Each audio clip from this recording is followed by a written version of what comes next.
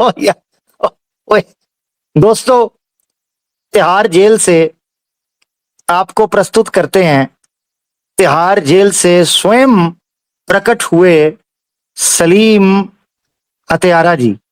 जी जनाब। सलाम वालेकुम आमिर। अल्लाह, बहुत अच्छे, सलाम तो छोड़ दिया, वालेकुम सलाम जी। वो आवाज सही नहीं निकल रही, पता है यहाँ पाइप डला हुआ है तो यहाँ से हवा ज्यादा निकल रही है। आवाज समझ में आ रही है मेरी? जी जी, आ रही है बिल्कुल। आवाज कहाँ से निकल रही है आपकी? जहाँ से पहले निकलती थी वहां तो कश्मीर में डंडा डाल दिया गया तो ऊपर से निकल रही थी, फिर जब जी जी। ऊपर से निकलनी चालू हुई तो यहाँ पे डॉक्टर ने नली डाल दी। यहाँ ओके। यहाँ से भी अब निकलनी बंद हो गई। अच्छा, ठीक हो गया। अच्छा बताइए कि ऐसा 30 साल तक छोटा टाइम नहीं है, 30 साल तक आपने पुलिस को चकमा दिया, हिंदुत्ववादियों को चकमा दिया है, और नफरत फैलाई, दंगे मचाए, गाली गलौज की, बदमाशी की, ये सब आपने कैसे किया 30 साल तक? आमिर, आप इतने स्मार्ट बनते हो, आवर स्मार्ट बनते हो, इतने इंटेलिजेंट बनते हो। सॉरी, सांस फूल गया। लेकिन आपने एक बात पर ध्यान नहीं दिया हाँ कि मैं 30 साल तक आखिर बचा तो बचा कैसे। हाँ, यही यही मैं कह रहा हूं, कैसे बचे? देखें, जब मैंने अपने आप को पुलिस की नजरों में मरा हुआ दिखाया तो क्या नाम, डेथ सर्टिफिकेट कोई ऐसे ही इशू तो नहीं कर देगा। हम्म। इसका मतलब पुलिस में जब मैंने अपने आप को मरा हुआ दिखाया तो मैंने एक मर्डर से बचने के लिए दूसरा मर्डर भी किया होगा। ओ ओ ओके इसका ओके। समझ रहे हो? तो मैंने उस दूसरे मर्डर को अपनी बॉडी दिखाया, अपने आप को ये दिखाया कि मैं मर गया हूँ। फिर मैंने हम्म एक जाली डेथ सर्टिफिकेट बनवाया। पुलिस को लगा कि मैं मर गया हूँ, पुलिस ने मेरी फाइल क्लोज कर दी। उसको क्लोज करने के बाद मैंने अपना नाम चेंज कर लिया। सलीम खाज ठीक हो गया मैं, लेकिन मेरी खाज कभी ठीक नहीं हुई। सही बता रहा हूँ आमिर। ठीक हो मैं इस्लाम गया। मैं इस्लामिक अवेकनिंग पे आया अपनी खाज ठीक करवाने। हाँ, तुमने मुझे वहां भी पहचान लिया कि ये तो हाँ, खुजली वाला कुत्ता है, तुम्हें याद हो अगर। हाँ, बिल्कुल बिल्कुल याद है, बल्कि मैं वो ना रील याद है? सुनाता भी हूँ। हाँ, बड़ा मजे का वो आनंद आया था दोस्तों, ये बड़ा याद करवा दिया इन्होंने। तो चलें आपको वो पुरानी याद रील दिखाते हैं। कितने गई है, कितने गई, कितने गई? हाँ, ये रूखी वगैरह। ओए, पुलिस आ गई, पुलिस आ गई है। वो ऐसा, मुझे उठा, अबे सबीर मुझे उठा के भाग भैया, मेरे पैरों में दम नहीं रहा, मेरी जिस्म में दम नहीं रहा, मुझे उठा के तो भागो। अरे वो है सा साहब है, हमारे अपने ही है। वो अच्छा सा साहब हाँ है, उन्हें चाय पिलवाओ। अनीता भाभी, तुम अपनी अनीसा भाभी से बोलो उन्हें चाय पिलाई। हाँ। माजद आमिर, वो हमारे दोस्त हैं एक आईपीएस शाह साहब, वो आए हैं। असल में जब भी सायरन बजता है ना तो मुझे कभी तो हम्म कश्मीर की पुलिस की याद आती है। कश्मीर की पुलिस से पहले मुझे मेरे जो पिछले गुनाह है, जो 13 साल के बच्चे का मैंने किडनैपिंग करके मर्डर किया है, उसकी याद आती है। मुझे लगता है कहीं पुराने केस में पुलिस धरने आ गई मुझे। हम्म। लेकिन फिर भी मुझे फिर कश्मीर याद आ जाता है। ने भाई कश्मीर में तो बड़ा बुरा हाल किया था, डंडा पूरा, मैं क्या बताऊं, बर्फ की सिल्ली पे लिटा के, बस छोड़ो। आज तक ओए मेरे होए। वो दर्द आज भी, वो दिखाओ, मैं भी देखना चाहता हूँ वो कैसे पहचाना था। हाँ, ये देखिए दोस्तों, जब सलीम वास्तिक साहब नेशनल चैंपियन हुआ करते थे और फिलोसफर और बड़े जनाब डिबेटर और बड़े थिंकर हिंदू समाज के लिए बन के नेशनल टीवी पर बैठ रहे थे, अनुराग दीक्षित साहब भी इनके साथ नौटंकी स्टूडियो में बैठ के किया करते थे। ये सारे के सारे अपराधी हैं जो एक हत्यारे के साथ बैठ के उसको प्रमोट और उसको सपोर्ट करते रहे। ये सुनिए जरा क्या होने जा रहा है, सुनिएगा दोस्तों। कोई स्कॉलर हमारे शो को देखकर आपको न्योता देते हैं कि आप आइए और जो भी इस्लाम से जुड़े आपके जहन में सवाल हैं वो सवाल पूछिए और वो आपको जवाब देते। आप तैयार हैं? अरे मैं कह रहा हूँ, मैं तैयार हूँ। मैं उस भाई की मतलब बहुत ज्यादा कदर करूंगा जो मेरे सवालों के जवाब हैं कि वेद पहले कह रहे हैं वेद निंदक जो है कहा गया है, और बाद में ये बता रहे हैं कि वेद निंदक को बड़ी गंदी आदत है इस आदमी को बीच में भौंकने की। वेद के अंदर इन्होंने कहा कि लिखा हुआ है तो जनाब वेद निंदक को काट डाल, चीट डाल, फाड़ डाल, फोड़ डाल, गजम कर डाल, ये सारी बातें उसके अंदर लिखी हुई हैं। बैकग्राउंड में कुत्ता भौंक रहा है, प्लीज उसको इग्नोर कीजिएगा। ये सबसे पहले इस बंदे ने ये छेड़छाड़ शुरू की है, सबसे पहले इस बंदे ने ये छेड़छाड़ शुरू की है। देखो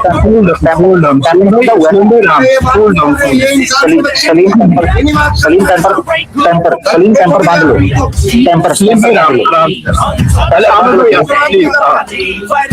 टेम्पर बांध लो, जोर लग रहा है। जी वही कुत्ता जो शिव के ऊपर चढ़ा था, वही कुत्ता हूँ। ठीक, अच्छा अब ये चीज बता रहा हूँ, ये चीज मैं बताने लगा हूँ जो मैंने पहले कहा था कि इज्जत के साथ इसका बीपी हाई हो गया, ये गिर ना जाए, एम्बुलेंस वगैरह मंगा के रखें। हाँ कैमरा ऑफ कर ले बेटा, तुझे दौरा पड़ेगा थोड़ी देर में, तुझे गलत जगह पे आ गया तुझे पता नहीं है। हाँ जी, तो ये सूरत हाल रही थी जनाब। ये आए थे और स्टूडियो में नौटंकी कर रहा था हाथ जोड़ के कि अरे मैं तो बड़ा सम्मान करूंगा जो मेरे प्रश्नों का उत्तर देगा। और जब इस्लामिक वेकनिंग पर ये आया और इसके प्रश्नों का उत्तर देना शुरू किया तो इसने दोस्तों गाली गलौज शुरू कर दी, टोकना बीच में शुरू कर दिया। मैंने कहा तेरी माँ का साकी नाका, तू समझ रहा है कि ये कोई गोदी मीडिया का स्टूडियो है, तेरी चड्डी उतार के रख देंगे बेटा, तू क्या समझता है। इसे लग रहा था कि जनाब गोदी मीडिया का स्टूडियो है तो जो मन में आएगा उसको करेंगे, हैं वो फिर हो गया। लो जी ये भी आपको सुनाते हैं पुरानी यादें, फिर ये भी सुन लें जनाब। आप आए हो तो इसको भी चला देते हैं साथ। किधर गया अब ये भी सुन लो, ये भी सुन लो दोस्तों। ये कश्मीर की वादी में जब ये एंजॉय करने के लिए गए थे, ये किधर गए, बुरा हाल हुआ था। एक मिनट, चल तुम्हारे पास से तो आपने तो कह दिया था पैम्पर पहन लो, लेकिन मैं पैम्पर पहनने लायक भी मुझे कश्मीर में नहीं छोड़ा। यकीन मानो मैं जब भी पैम्पर देखता था मेरा दर्द के मारे जो हाल होता था मैं क्या बताऊं। कश्मीर में वो हाल किया है कि पैम्पर पहनने लायक भी नहीं छोड़ा। बिल्कुल। तो ये गए थे चैंपियन बन के, इसको पता नहीं था कि इसके साथ होने क्या वाला है। देखते हैं कौन सा हो जाएगा। हम लोग निकल गए हैं यहाँ से पहलगाम के लिए, ताकि ये जो सच्चाई अपनी तरफ से ना देखो जरा, बालियां पहनी हुई हैं, क्लीन शेव, चिकने बन के जा रहे हैं, चेक करो कानों में बालियां। ओए सलमान खान के पिसे हुए अंडकोश, तू उधर कश्मीर की वादियों में शोले भड़काने आया तो पीछे वाले सुरमा लगाया हुआ है, चेक कर इसको देख, कहता आग लगा देंगे, आग लगा देंगे। ओए हुक्के में डाले जाने वाले गोबर के कीड़े, तू आग लगाया। अच्छा करें और हमारे जो विचार हैं ये आवाज पूरे देश में गूंजे और सारी गूंज गई ना पूरे देश में। तेरी तशरीफ पर जब पड़ी है ना तो उसकी पटाख पूरे देश में गूंजी है। सुन लो, मुस्लिम हमें यहाँ मिल चुका है, इस्लाम पे लानत भेजने आए और जो करने आए वही करके आएंगे वापस। काम नहीं करेंगे। जो जाती नस्ल के हैं ना वो आओ हमारे सामने। राजा जी रुको जरा, सबर करो, बोला धक्का मुक्की नहीं करने का, आराम से लेने का। हाँ, मेरा नाम सदाकत अली है और मुस्लिम शहीद। हम लोग यहाँ पर श्रीनगर में और पहलगाम में टेररिस्ट अटैक के खिलाफ प्रोटेस्ट करने के लिए आए। इसका हमें अफसोस है और हम इसके लिए माफी चाहते हैं। मेरा नाम सलीम अहमद है और मैं भी माफी चाहता हूँ। तेरे योद्धा की ऐसी की तैसी पसली सेक के रख दी उन्होंने। सच्चे दिल से माफी चाहते हैं। सच्चे दिल से माफी मांगते हैं, ये हालत है, सच्चे दिल से माफी मांगते हैं। इसका मतलब है तुम्हें पता था तुम मुझे मौके बना लो। मेरा नाम एहसान है। तो इस वीडियो में हमने जो बातें कही हैं वो हकीकत में हमें महसूस हो रही है कि वो हमारी गलती थी। हम माफ़ी चाहते हैं सभी मुस्लिम भाइयों से जो हमारे भाई हैं।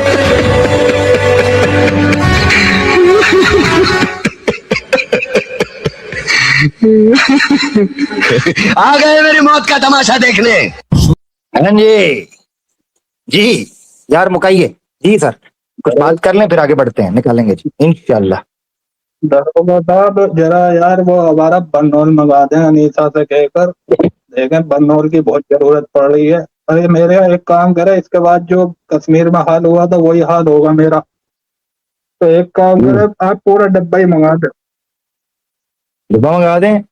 अच्छा आपको आपको पता नहीं आमिर मैं मुस्लिम टाइप क्यों बना। जी जी। पहले मुझे बचपन में आदत थी बदमाश टाइप बनने की। मैं अपने गांव में आते जाते बच्चों से बदमाशी करता था, उनकी लॉलीपॉप छीन के खाता था। वो बच्चे भाई साहब, वो बच्चे मेरा ऊपर बना देते थे मारते मारते। मुझे लगा कि यहाँ तो मैं बदमाश बन नहीं सकता भाई। तो मैंने रुख कर लिया दिल्ली का। मैं चला गया जवानी में अपने दिल्ली। दिल्ली जाके मैंने देखा भाई यहाँ पे मैं अब बदमाश बनूंगा। बदमाशी की मैंने जो शुरुआत करी अपनी, तो पहले कभी किसी मंदिर उससे मजार से मैंने चप्पल चोरी करनी शुरू कर दी। किसी के 5 रुपए 10 रुपए मैंने मजार से चोरी करने शुरू कर दिए। वहां भी मुझे बहुत मारा भाई। मैंने सोचा ये छोटे मोटे काम कब तक करता रहूंगा। तो फिर मेरे पास आइडिया आया वो जो आज आपने बताया किडनैपिंग वाला। तो मैंने उसके बाद मैंने अब बड़ा ही बदमाश बनना है भाई, क्योंकि मेरा बाप भी बदमाश था, मैं भी बदमाश था। तो मैंने अब बदमाशी बनना, अब क्या नाम बड़ा ही काम करेंगे। तो मैंने वो 13 साल का बच्चा किडनैप कर लिया। अब उससे रंगदारी भी मांगी मैंने 30,000 रुपये अपनी औकात के हिसाब से। वो औकात के हिसाब से इस वजह से मांगी, अगर ज्यादा मांग लेता तो दिल्ली के जो वो थे किडनैपर, जो ज्यादा रंगदारी मांगते हैं वो सुअर बनाते। बचपन से मेरा सुअर बनता आ रहा, मैं बदमाश कब बनता। अब दिल्ली जाके किडनैपिंग करके फिर दोबारा पिटता। तो मैंने पिटने से बचने के लिए मैंने भाई अपनी औकात के हिसाब से मांग लो, मैंने मांगे 30,000 रुपये। तो उसके बाद में वो भी नहीं दिए, लेकिन बच्चे ने मुझे पहचान लिया। मजबूरन मुझे उसे मारना पड़ा। अब उसे मारने के बाद फिर मुझे सजा हो गई। सजा होने के बाद फिर मैं बच गया। जैसे तैसे मैंने तिगड़मबाजी करके वहां से बच के भाग गया। अब मैं उस केस से बचने के लिए मैं आके बैठ गया हिंदुत्व की गोदी में। मैंने भाई अब इनके साथ मिलके काम करेंगे, इनकी सपोर्ट में रहेंगे, तो इस्लाम पे भौंकते रहेंगे तो हम बचे रहेंगे। लेकिन यहाँ आने के बाद मैं इतना भौंका हूँ कि इन्होंने इनके चक्कर में इधर से ज्यादा चंदा मिलने लगा था हिंदुत्व की तरफ से, तो मैं भौंकने लगा। लेकिन यहाँ पे भी मुझ पे हमला हो गया। इन्होंने मुझे बचा तो लिया, जैसे तैसे करके मेरा इलाज तो करवा दिया, लेकिन मुझे क्या पता था मेरा वही पिछला केस खुल के सामने आ जाएगा। मैं यहाँ भी पकड़ा गया। लेकिन अब कोई हिंदुत्व मुझे बचाने को सामने नहीं आ रहा, लेकिन एक्स मुस्लिम आ रहे हैं ये जो हमारे एक्स मुस्लिम है, ये हिंदुत्ववादी जो छोटे मोटे गुरु हैं, लेकिन बड़े बड़े वो सामने नहीं आ रहे बचाने। ठीक ठीक, जबरदस्त, बेहतरीन हो गया जी। डिटेल आपने बयान कर दी सारे केस की। और यहीं पर मैं 4 घंटे हो गए हैं, इसको इख्तिताम दोस्तों हम करने जा रहे हैं। ठीक है, पुलिस आ गई है। तो कोई आपसे दिक्कत की बात नहीं है, कोई दिक्कत की बात नहीं है। वो अपने साहे साहब आए होंगे। अपने साहे साहब आए दरवाजा हैं खोल, दिल्ली आईजी। की पुलिस है। दिल्ली की पुलिस, दिल्ली का तो मेरा वही केस था। दिल्ली की आई है अब। कहाँ भाग रहे हो, मुझे तो उठा के ले जाओ। दिल्ली की पुलिस है, पुराने वाले केस में आई है भैया आपके, तो साहब ना आए अब। अब निकलना पड़ेगा, निकलना पड़ेगा। अब निकलना पड़ेगा, दरवाजे पे बंदी दे लिया, अब निकलना पड़ेगा। आमिर फिर मिलता निकलना हूँ, पड़ेगा। अस्सलाम वालेकुम। ओके जी, वालेकुम सलाम। ले दोस्तों, हमारे साथ खुद सलीम वास्तिक जी स्वयं मौजूद थे। तिहाड़ जेल से वो हमें लाइव कॉल में उन्होंने ज्वाइन किया।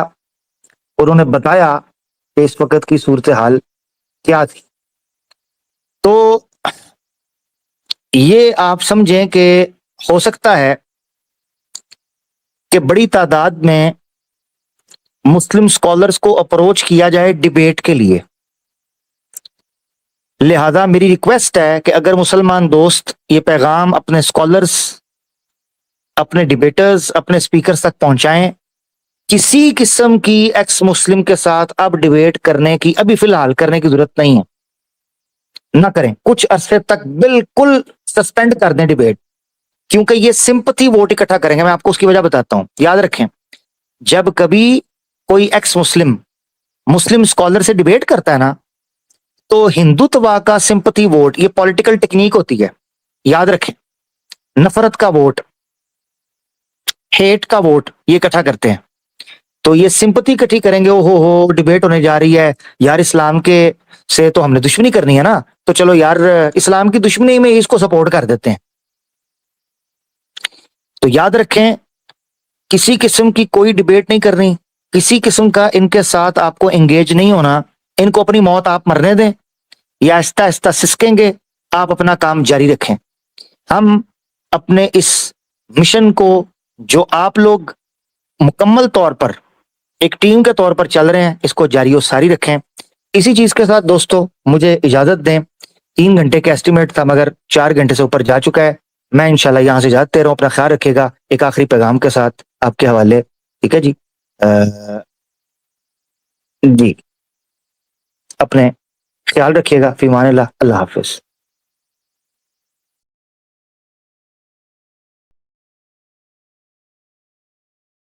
तो ये मैं बताता चलूं, मैंने स्टार्ट में पब्लिक लिंक देकर आर्टिकल शेयर इसीलिए किया था कि किसी इस्लामोफोब के खुशियों में दम है तो मोहम्मद रसूलुल्लाह सल्लल्लाहु अलैहि वसल्लम की शान और हुर्मत की खातिर अल्लाह के हुक्म से मैदान में मौजूद है किसी में दम? है किसी में दम? अल्लाह के हुक्म से मौजूद हैं, मेरे आका की हुर्मत के लिए मौजूद है, मेरे आका की शान के लिए मौजूद हैं, आपके कदमों से लगी हुई मट्टी के घरों की हिफाजत के लिए मौजूद है। जो चोर इकट्ठा हो गया, जो चिंदी चोर इकट्ठा हो गया, जो 1.5 मार्केट में आया है, मैं रिसर्च पेश कर रहा हूं। ये किसी के पास थी ही कोई नहीं, ये किसी को समझ ही कोई नहीं आई, मुझे आई है। अभी मैंने रिसर्च की सर्जरी नहीं की, अभी तो मैं 1.5 शाने की चड्डी उतार रहा हूं, 1.5 शाने की। अभी तो रिसर्च के ऊपर तो मैं बात करता हूं। कौन पढ़ेगा आर्टिकल? उस आर्टिकल को मेरे सामने पढ़ेगा कौन? मेरे लिए मसला तो ये बन गया हुआ है।